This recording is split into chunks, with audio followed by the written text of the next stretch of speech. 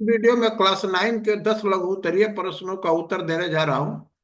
और पहला प्रश्न है, यदि x इक्वल टू 3 + √8 तो x+1/x का वैल्यू ज्ञात करें। हम यहाँ पर लिखेंगे x इक्वल टू 3 + √8। इसके बाद से हम लोग 1/x का वैल्यू निकालेंगे। One therefore 1/x equal to 1/3 + √8। 1/3 + √8 को रेशनलाइज करेंगे, यानी 1/3 + √8 इंटू 3 - √8/3 - √8। और ऐसे इसलिए करेंगे कि a² - b² के फॉर्म में डिनोमिनेटर आ जाएगा। ए हुआ, ए बी हुआ, फिर ए हुआ, बी हुआ, इस प्रकार a+b इंटू a - b होगा। 1 इंटू 3 - √8, 3 - √8। 3 का स्क्वायर 9 हो जाएगा, √8 का स्क्वायर 8 होगा। 3 - √8/1 अर्थात 3 - √8। अब हम लोग को x+1/x का वैल्यू फाइंड करना है। तो यहाँ पर x का वैल्यू है 3 + √8 और 1/x का वैल्यू है 3 - √8 इक्वल टू 3 + √8 प्लस 3 - √8। ये √8 कैंसिल हो गया। इसका आंसर 6 हुआ। क्वेश्चन नंबर 2, 1/4 + √7 का परिमेय हर के साथ व्यक्त करें। Express 1/4 + √7 with rational denominator. इसको केवल रेशनलाइज करना है। 1/4 + √7, यहाँ पर 1/4 + √7 को न्यूमरेटर और डिनोमिनेटर, अंश और हर में दोनों को 4 - √7 से मल्टीप्लाई करेंगे। 4 - √7/4 - √7। 1 इंटू 4 - √7 इक्वल टू 4 - √7। और ये हो जाएगा 4² - √7² हो जाएगा। 4 - √7 और यहाँ पर 16 - 7 हुआ, तो 4 - √7/9 ए इसका आंसर हुआ। यहाँ पर डिनोमिनेटर जो है रेशनल नंबर हुआ। अब हम लोग अगले क्वेश्चन की तरफ बढ़े। क्वेश्चन है, यदि x इक्वल टू 1/2 - √3 तो x² - 4x+1 का वैल्यू फाइंड करना है। तो यहाँ पर सबसे पहले हम लोग x इक्वल टू 1/2 - √3 लिखेंगे। इसको रेशनलाइज करें, यानी 1/2 - √3 इंटू 2 + √3/2 + √3। ये हो जाएगा 2 + √3, क्योंकि 1 इंटू 2 + √3 इक्वल टू 2 + √3। ये a - b और a+b के फॉर्म में है, तो यहाँ पर 2² यानी a² - b² के फॉर्म होगा। ए न्यूमरेटर एज इट इज रहेगा, 2 + √3 और 2 2 जब 4 हो जाएगा, √3 का स्क्वायर 3 हो गया। यानी यहाँ पर 2 + √3/1 हुआ। इसलिए इसको हम लोग 2 + √3 ही लिख सकते हैं। अब यहाँ पर x इक्वल टू 2 + √3 हुआ। हम लोग को फाइंड करना है x² - 4x+1 का वैल्यू। तो दोनों तरफ इसको क्या करेंगे कि x - 2 इक्वल टू √3 कर देंगे। दोनों तरफ स्क्वायरिंग करेंगे। x - 2 का होल स्क्वायर इक्वल टू √3 का स्क्वायर हो जाएगा।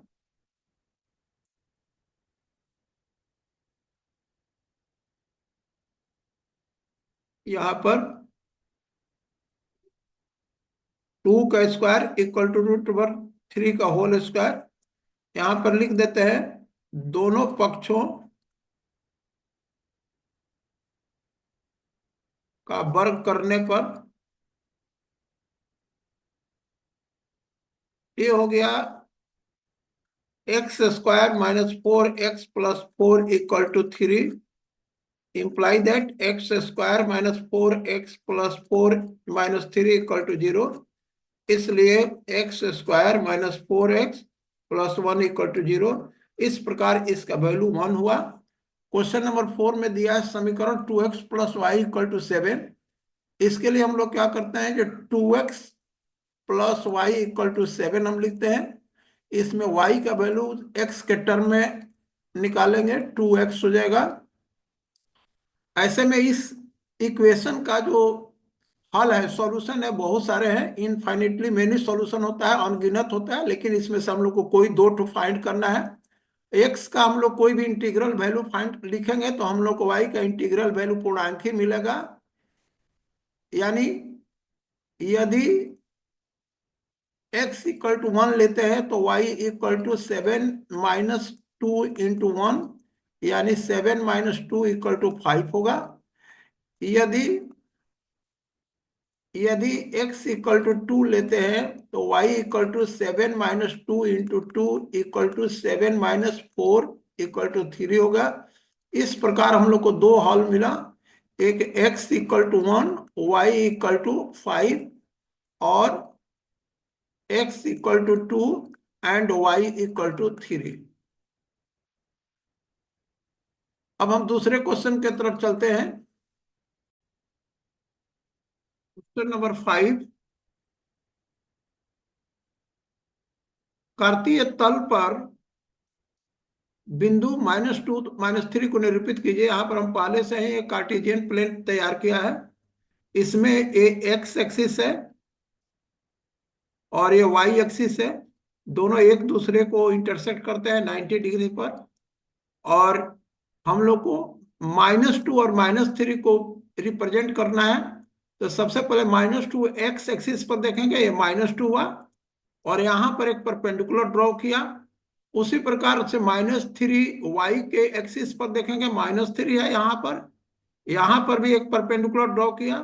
दोनों परपेंडिकुलर जो है, इस परपेंडिकुलर को x इक्वल टू -2, इस लाइन को x इक्वल टू -2 कहेंगे, अर्थात x इक्वल +2 इक्वल टू 0 का लाइन हुआ। और यह y इक्वल टू -3 यानी y +3 का लाइन हुआ। और ये दोनों लाइन एक दूसरे को थर्ड क्वाड्रेंट में इंटरसेक्ट कर रहे हैं। और थर्ड क्वाड्रेंट में हम लोग को पता है कि साइन जो है सो कोऑर्डिनेट माइनस माइनस होता है। ये जो है सो ए फर्स्ट क्वाड्रेंट है, इसका प्लस प्लस होता है। और ये सेकंड क्वाड्रेंट है, इसका जो है सो माइनस प्लस होता है। ये थर्ड क्वाड्रेंट है और ये फोर्थ क्वाड्रेंट है, और इसका जो है सो प्लस माइनस होता है। तो हम लोग को जो है सो माइनस माइनस वाला पॉइंट को रिप्रेजेंट करना है, इसलिए थर्ड क्वाड्रेंट में आता है। अर्थात इस तरह से हम लोग इसको प्लॉट कर सकते हैं। अब आइए क्वेश्चन नंबर 6 को देखते हैं। 6 में दिया हुआ है कि सिद्ध करें समांतर चतुर्भुज के विकर्ण इसे समान क्षेत्रफल वाले दो त्रिभुजों में बांटते हैं। हम लोग को क्या करना है कि यहाँ पर prove that the diagonals of a parallelogram divide into two triangles of equal area. तो इक्वल एरिया के लिए हम लोग क्या करेंगे कि यहाँ पर दोनों त्रिभुज को सर्वांगसम प्रूव करेंगे। सर्वांगसम प्रूव करने के बाद से ये दोनों का एरिया जो है इक्वल हो जाता है। हम लोग को पता है कि दो सर्वांगसम त्रिभुजों का क्षेत्रफल जो है बराबर होता है। हम यहाँ पर लिख रहे हैं कि माना कि ABCD एक समांतर चतुर्भुज है और AC एक विकर्ण है। साबित करना है कि area of triangle ABC equal to area of triangle CDA। प्रमाण हम करते हैं। सबसे पहले हम दोनों ट्रायंगल को कॉन्ग्रुएंट प्रूव करेंगे। सर्वांगसम ट्रायंगल ABC और ट्रायंगल CDA में यहां पर एंगल 1 इक्वल टू एंगल 2 वैकल्पिक एकांतर कोण है, अर्थात अल्टरनेट इंटीरियर एंगल्स हुआ। AC इक्वल टू CA है, एक कॉमन साइड है यानी उभयनिष्ठ है।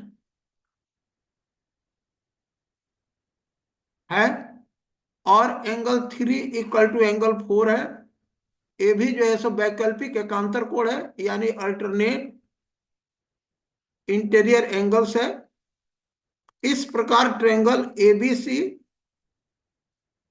और ट्रायंगल CDA सर्वांगसम हुए यानी कॉन्ग्रुएंट हुए, और ये कॉन्ग्रुएंट हुए एंगल साइड एंगल से, इसलिए हम कहेंगे area of triangle ABC equal to area of triangle CDA. Proved. दो सर्वांगसम त्रिभुजों का क्षेत्रफल हमेशा बराबर होता है। अब हम लोग अगले प्रश्न के तरफ बढ़े। 7 नंबर क्वेश्चन, यदि समचतुर्भुज की भुजा तथा एक विकर्ण की लंबाई 13 सेंटीमीटर और 24 सेंटीमीटर हो तो उसका क्षेत्रफल ज्ञात करें। इसके लिए हम लोग को दूसरे विकर्ण को भी फाइंड करना है, 24 सेंटीमीटर। यहाँ पर एबीसीडी एक समचतुर्भुज है, रोम्बस है, जिसमें एसी और बीडी दो डायगोनल्स है यानी विकर्ण है। एसी की लंबाई हम 24 सेंटीमीटर 24 मानते हैं, तो ए ओ ए जो है सो 12 हो जाएगा, और ये भी 12 हुआ। इसका साइड दिया हुआ है 13 सेंटीमीटर। ये अगला दूसरा विकर्ण नहीं दिया है, तो इसको 1 सेंटीमीटर इधर और ये भी 1 सेंटीमीटर मान लेते हैं, बाद में दोनों को ऐड कर देंगे। सॉल्यूशन, यहाँ एबीसीडी एक समचतुर्भुज है।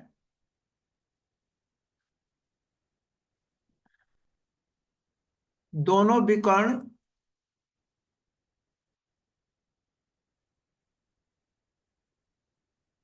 एसी और बीडी एक दूसरे को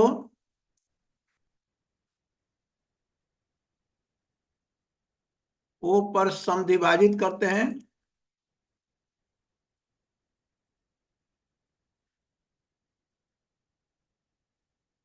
जहां angle A O B equal to 90 degree, O A equal to O C equal to 12 centimetre, O B equal to O D equal to X माना, और ए बी साइड है तो इसमें 13 सेंटीमीटर। अब आइए हम लोग इसको बाई यानी पाइथागोरस थ्योरम से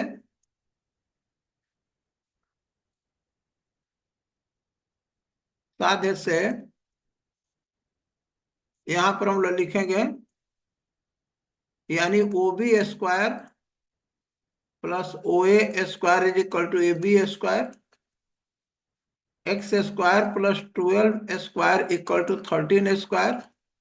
यहाँ पर एक्स स्क्वायर जो होगा 25 होगा, एक्स इक्वल टू 5 हो गया। इस प्रकार से जो बीडी की जो लंबाई हुई 2 × 5 इक्वल टू 10 सेंटीमीटर हुआ। अब एरिया फाइंड करेंगे। ए बी सी डी का क्षेत्रफल 1/2 गुणे ए सी गुणे बी डी होगा। हमको पता है जो रोम्बस का क्षेत्रफल half into product of diagonal होता है, तो 1/2 इंटू 24 × 10, यानी 2 से तो 12 होगा, यानी इसका क्षेत्रफल 120 वर्ग सेंटीमीटर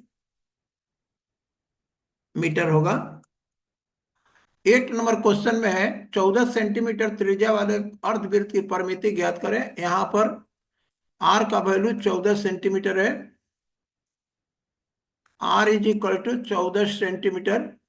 अब देखिए अर्धवृत्त है, तो यहां से ए जो है सो डायमीटर है, व्यास है, तो ए 2r हो जाएगा, और ए अर्धवृत्त होने के चलते जो है सो ये πr होगा। अर्धवृत्त की परिमिति का जो फॉर्मूला होता है πr + 2r, ये सेमी सर्कल का हो गया, और ये जो है सो व्यास का हुआ, तो पाई का मतलब 22/7। यहाँ पर आर जो है सो 14 हुआ, और 2 × 14, 7 × 2 = 14 लिखेंगे, 22 दूना 44 और 14 दूना 28, 8 4 12, 4 2 6 1 7, यानी 72 सेंटीमीटर हुआ इसका आंसर। अब हम लोग अगले क्वेश्चन की तरफ बढ़ेंगे। क्वेश्चन नंबर 9 है, एक घनाभ का आयतन निकाले जिसकी लंबाई चौड़ाई तथा ऊंचाई क्रमशः 5 6 और 7 सेंटीमीटर है। Find the value volume of the cuboid whose length breadth and height 5 6 and 7 centimetre respectively.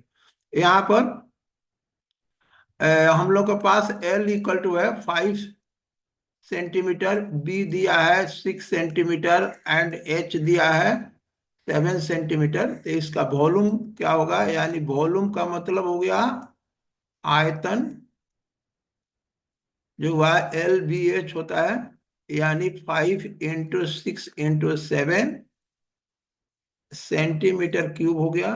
तो ये हो गया 210 सेंटीमीटर क्यूब। और यहाँ पर 10 नंबर क्वेश्चन में दिया है कि घन का संपूर्ण पृष्ठ क्षेत्रफल ज्ञात करें जिसके कोर की लंबाई 8 है, यानी यहाँ पर L दिया है 8 सेंटीमीटर है। तो यहाँ पर संपूर्ण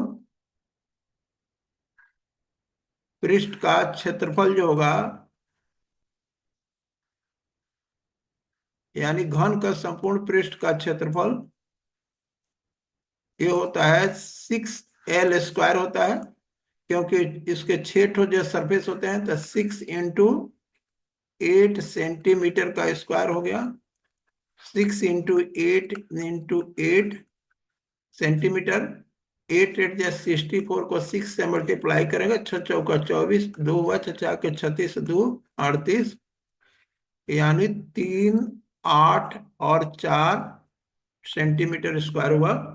इस वीडियो में इतना ही। अगले वीडियो में हम फिर मिलेंगे। तब thank you for watching the my video.